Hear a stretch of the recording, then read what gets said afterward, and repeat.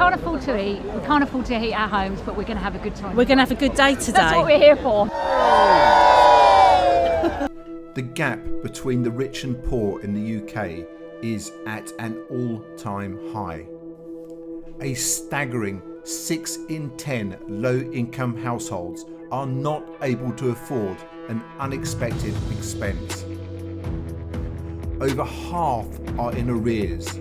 Around a quarter use credit to pay essential bills. Over 7 in 10 families are going without essentials.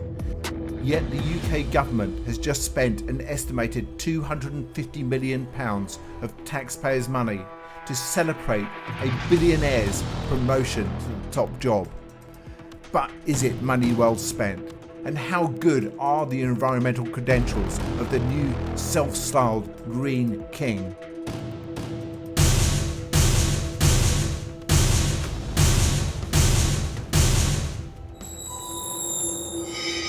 If you care about the environment, it doesn't matter whether you are a royalist, a Republican, or something in between.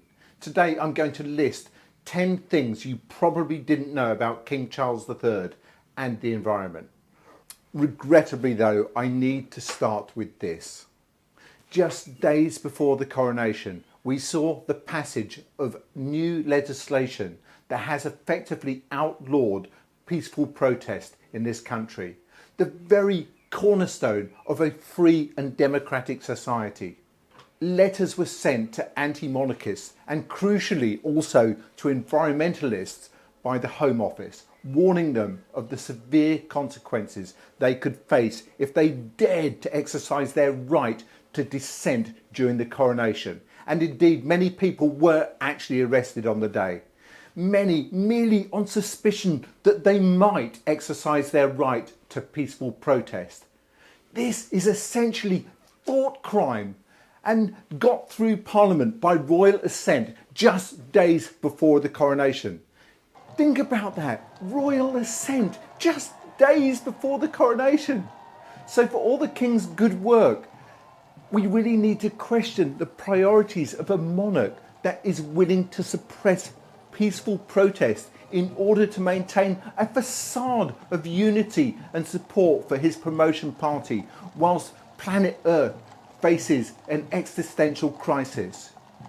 You know, even standing here talking like this today, I honestly have no idea whether my opinion means that I myself will receive a knock at my door for criticising the King or even talking about climate breakdown. I mean, what is actually happening here? Is this North Korea? Is this Russia? Is this Saudi Arabia? Is this Syria? Or is this the UK? Another council tenancy. God save the King. Anyway, 10 things you probably didn't know about King Charles and the environment. But before we go there, if you've not already done so, why not subscribe to my channel and indeed poke the like button. Let's get on with it. Organic farming pioneer King Charles III as Prince led the way in organic farming, converting a duchy home farm to organic production in 1986, which is pretty early on, which now spans across 2,300 acres of organic farmland.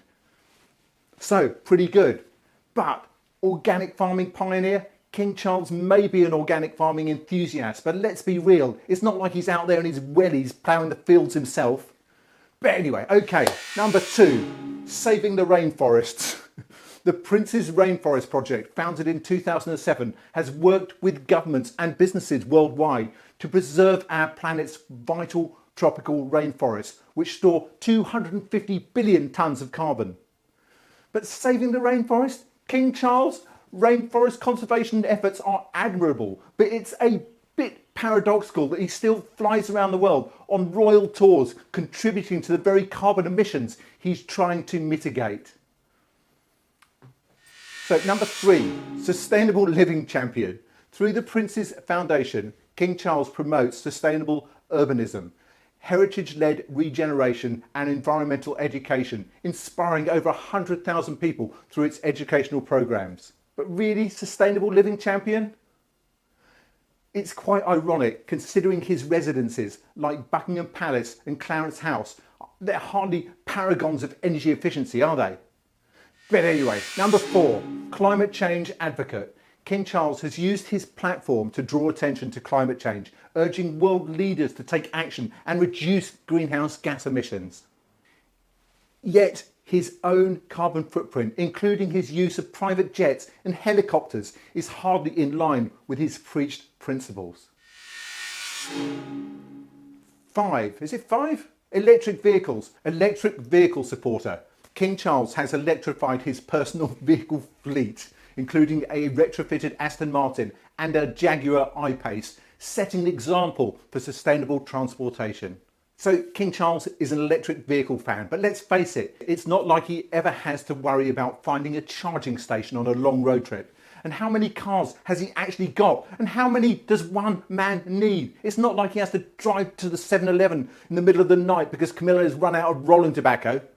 Oh wait, is she or isn't she a secret smoker? This could be why nobody knows. Anyway, next up, sustainable business practices. The Accounting for Sustainability project, founded in 2004, collaborates with the accounting and finance community to promote sustainable business practices, with over 100 global organisations now using its tools and resources. So when we talk about sustainable business practices and green business practices, it's a shame that the royal family's own financial practices have often been scrutinised for their lack of transparency, i.e. we have no idea whether the palace's green credentials for their investments are good or bad.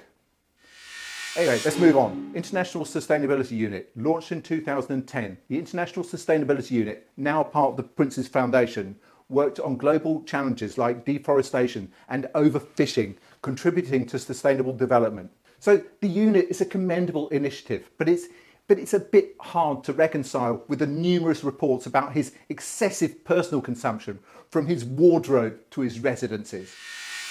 Green energy advocate. King Charles is a renewable energy proponent, installing solar panels and a biomass boiler at Highgrove Estate, demonstrating the feasibility of sustainable living.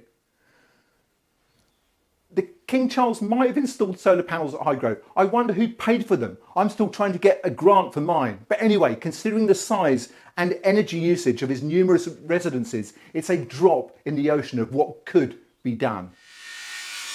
Wool sustainability. The Campaign for Wool, established in 2010, highlights the benefits of eco-friendly natural wool over synthetic fibres and promotes sustainable practices within the wool industry, with 80% of British wool now meeting responsible sourcing criteria. Again, the campaign for wool promoted by King Charles seems admirable until we consider the realities of modern wool production.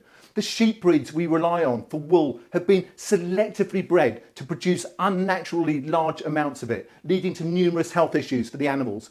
Practices such as mulesing, done without anaesthesia to prevent fly strike, raise significant animal welfare concerns. Furthermore, the inextricable link between the wool industry and the meat industry contradicts the values of many who advocate for animal rights and veganism.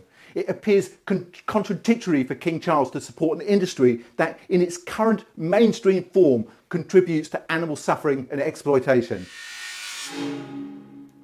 Responsible tourism. King Charles encourages sustainable tourism practices, supporting the conservation of natural and cultural heritage sites, like the Transylvania Florarium project, which documents the region's unique flora.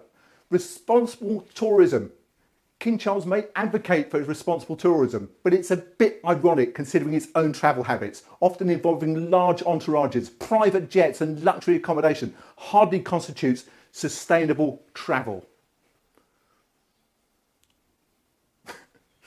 I may be being a bit unkind and indeed hypocritical in highlighting the King's hypocrisies, particularly as I put together a video in the past on climate hypocrisy, which you can see by looking here. The truth is, it is nigh on impossible to live in today's world without using plastic, driving a car or getting an aircraft from time to time. And I should also point out that popular opinion says that the royal family bring an estimated 1.8 billion in tourist revenue every year, but only cost the taxpayer around 86 million each year.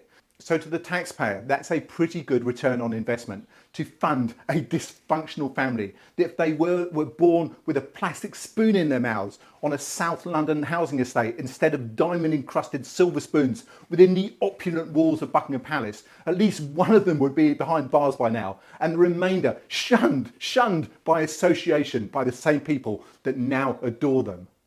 Would the tourist pound continue to flow if there were no king or queen? How long will this grand illusion, this bizarre spectacle persist? The charade has its charm, of course, but one must question at what cost we maintain this and for how long. After all, the grandest kingdom is worthless if it rests on a lifeless planet. Don't say, thank God for the weekend. Do say, thank peaceful protest and thank the unions for the weekend. But what do you say? Let me know in the comments below. And if you care about this stuff and would like to see more videos delivered with my own unique style of irreverent humour before they lock me away in the Tower of London, why not subscribe to my channel and indeed prod the like button. You can also share this video across any of these social media platforms. Doing all or any of these things really helps me reach a wider audience with what is the most important topic that has ever faced humanity. And if you like this video, I mean, who wouldn't? You might like this one, or even this one. So this is an interesting one. In terms of rhyming slang, will Charles become the new Richard? I'm definitely getting locked up for that one. I'll cut that.